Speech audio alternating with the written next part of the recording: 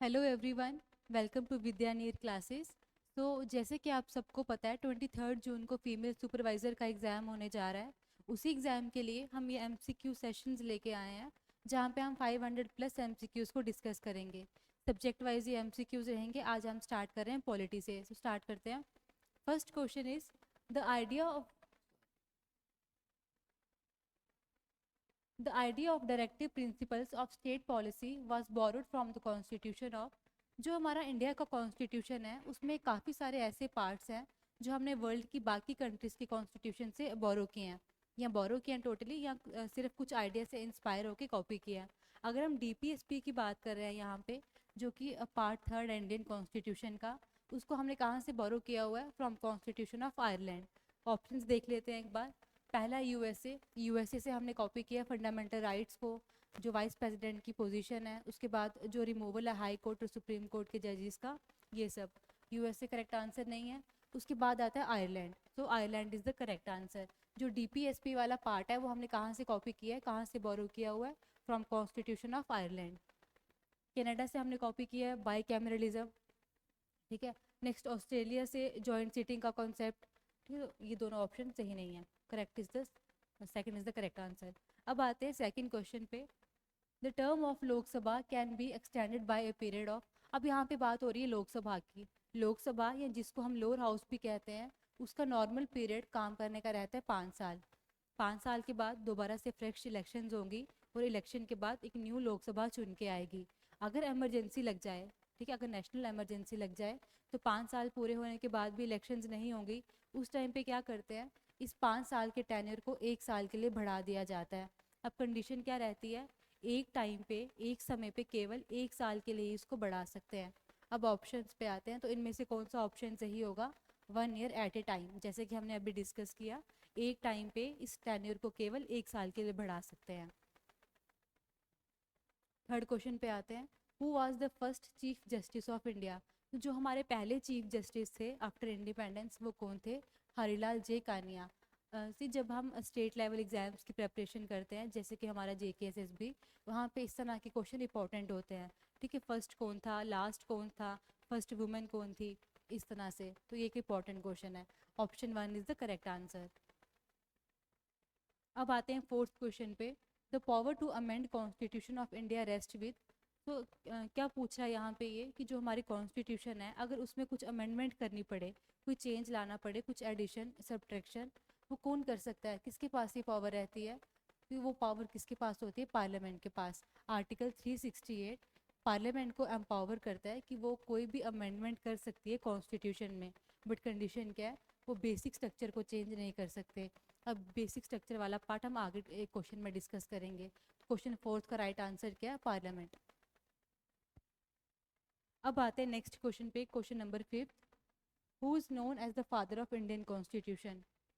बड़ा ही बेसिक सा क्वेश्चन है, क्लास थर्ड फोर्थ से हमने ये पढ़ा होता है। अब ट्राई करो उसको आंसर करने की।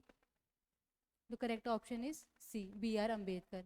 जो हमारा फाइनल ड्राफ्ट बन के आया था कॉन्स्टिट्यूशन का, वो भी किसने प्रेजेंट किया था? BR अम्बेडकर ने। उसके बाद जो ड्राफ्टिंग कमेटी थी कॉन्स्टिट्यूशन की, उसके भी कौन थे हेड, कौन उसके चेयरमैन थे? BR अम्बेडकर। इनको क्या बोला जाता है? Father of Indian constitution. अब फादर ऑफ नेशन आपका क्वेश्चन आ जाए, तो वो कौन थे? महात्मा गांधी, ठीक है, फादर ऑफ नेशन।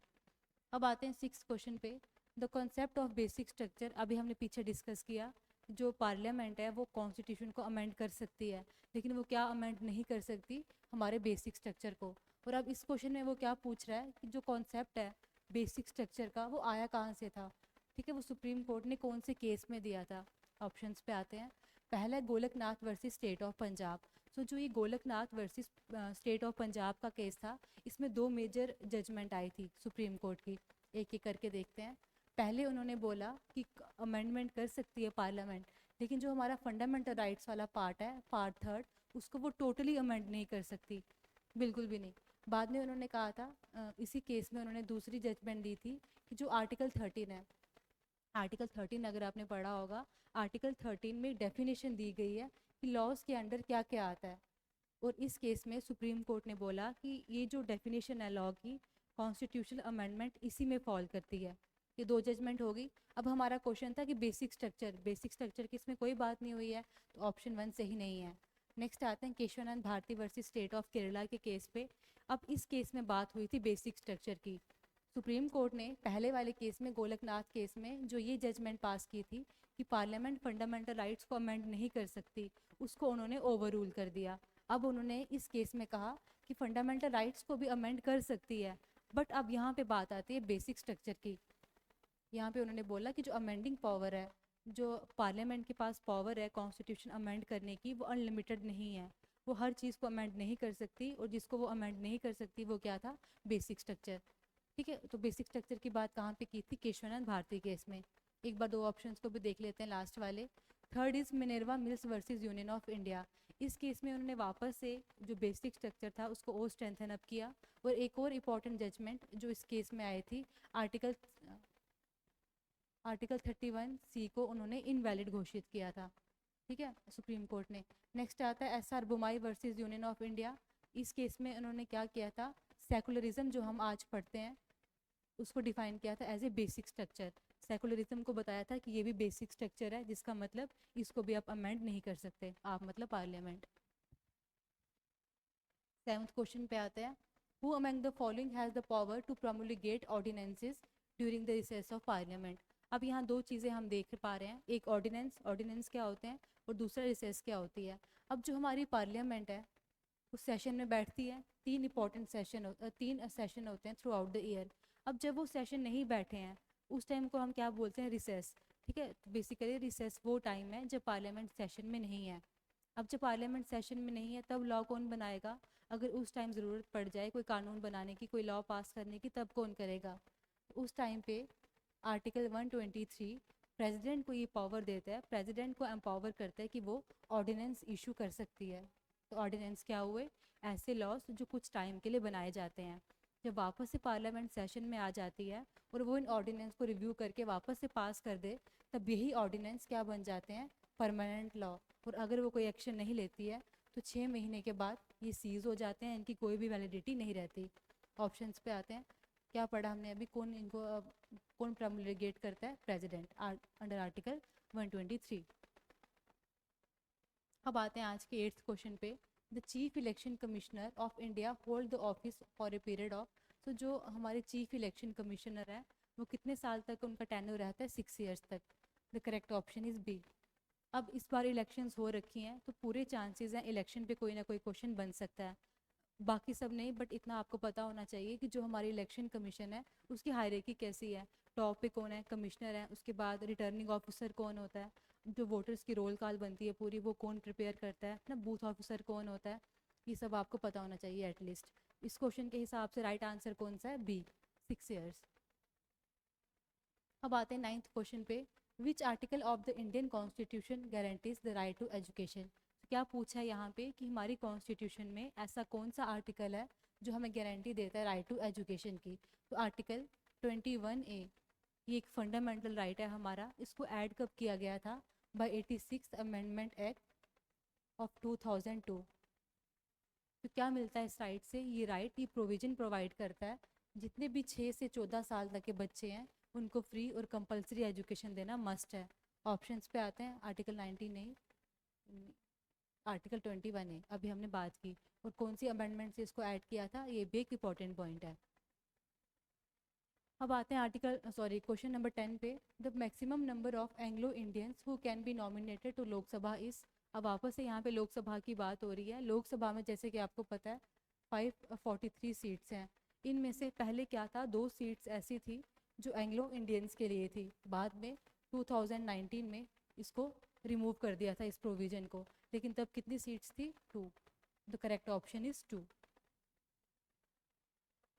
अब आते हैं 11th क्वेश्चन पे, the anti defection law was enacted by which amendment to the constitution of India. क्या पूछा यहाँ पे कि जो एंटी डिफेक्शन लॉ आज हम पढ़ते हैं उसको कौन से अमेंडमेंट से ऐड किया था। अब एंटी डिफेक्शन लॉ को एक तो 10th शेड्यूल में ऐड किया था। है क्या ये anti defection law, anti defection law हमें ऐसी प्रोविजंस प्रोवाइड करवाता है जिसके अंडर ये डिसाइड किया जाता है कि कोई भी मेंबर ऑफ पार्लियामेंट डिसक्वालीफाइड है कि नहीं है। अब यहाँ पार्लियामेंट की बात हो रही है तो लोकसभा भी इंक्लूड है, ठीक है, लोकसभा और दूसरी राज्यसभा। अब एक और इम्पॉर्टेंट पॉइंट जो यहाँ पे याद करना है, बात हो रही है डिस्क्वालिफिकेशन की। अब अगर वो मेंबर लोकसभा का है, क्या वो डिस्क्वालिफाइड है इस लॉ के अंडर? कि कौन डिसाइड करेगा? यहाँ पे ये स्पीकर डिसाइड करेंगे। और यही बात राज्यसभा के केस में कौन डिसाइड करेगा? वो चेयरमैन डिसाइड करेंगे। ठीक है, कौन सी अमेंडमेंट से इसको ऐड किया था? 52nd amendment. The right answer is option C. अब आते हैं 12th क्वेश्चन पे। The president of India is selected by, जो हमारे इंडिया में, जो हमारी कंट्री में प्रेसिडेंट की इलेक्शन है वो कैसे की जाती है? Through a proper electoral college. अभी इलेक्टोरल कॉलेज क्या होता है? ऐसे लोग हैं, ऐसा सेट ऑफ पीपल है जो वोट करते हैं पर्टिकुलर इलेक्शन के लिए। डायरेक्ट वोट नहीं होता। मेंबर ऑफ पार्लियामेंट वोट करते हैं बट सिर्फ मेंबर नहीं होते, ये ऑप्शन भी गलत है। उसके बाद लेजिस्लेटिव असेंबली के मेंबर भी वोट करते हैं बट सिर्फ ये भी नहीं करते। The correct option is an electoral college. अब एक बार जल्दी से समझते हैं कि इस इलेक्टोरल कॉलेज में है कौन कौन।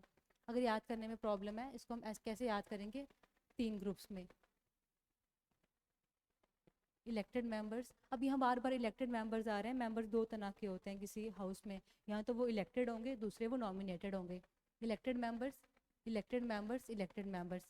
अब एक क्वेश्चन तो ये बन गया कि सिर्फ इलेक्टेड मेंबर्स वोट करते हैं। किस किस के? इलेक्टेड मेंबर्स लोकसभा के, इलेक्टेड मेंबर्स राज्यसभा के, या हम सिंपली कह सकते हैं इलेक्टेड मेंबर्स पार्लियामेंट के। Elected members state legislative assemblies के, उसके बाद इलेक्टेड मेंबर लेजिस्लेटिव असेंबली के, बट किसकी? यूटीज़ की। दोबारा से यहाँ एक और क्वेश्चन बनता है, क्या क्या जो यूटीज़ हैं सब यूटीज़ की असेंबली के मेंबर वोट करते हैं? द आंसर इज़ नो, सिर्फ दिल्ली और पौंडीचेरी। अब एक बार वापस ऑप्शंस पे आते हैं। D is the correct answer. ठीक है, क्वेश्चन नंबर 13 पे आते हैं। The parliament of India consist of, ये भी बड़ा बेसिक सा क्वेश्चन है। जो हमारी पार्लियामेंट है उनमें कौन कौन आता है? लोकसभा, राज्यसभा और हमारे प्रेसिडेंट। ठीक है, ये तीनों मिलके हैं, इसको हम क्या कहते हैं? पार्लियामेंट।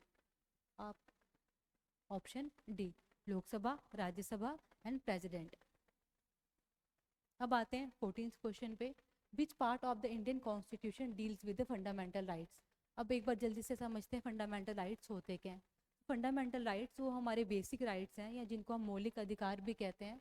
कौन से पार्ट में इनको कौन से पार्ट में आते हैं कॉन्स्टिट्यूशन में? पार्ट 3 में। एब्सोल्यूट नहीं है नेचर में, अगर स्टेट को लगे कि इन पे कोई रेस्ट्रिक्शन इम्पोज करनी पड़ सकती है तो वो कर सकते हैं।